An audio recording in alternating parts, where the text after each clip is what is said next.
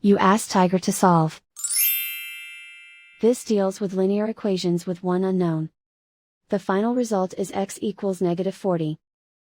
Let's solve it step by step. Group all x terms on the left side of the equation. Subtract 56x from both sides.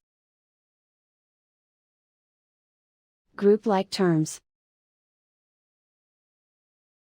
Simplify the arithmetic.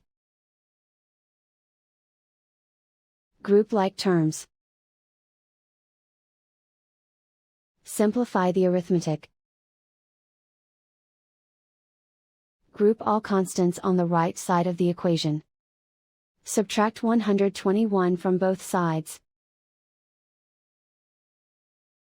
Simplify the arithmetic.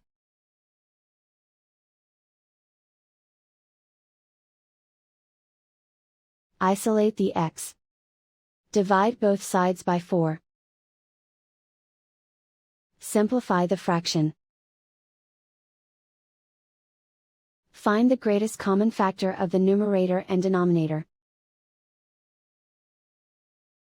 Factor out and cancel the greatest common factor. And so the final result is x equals -40.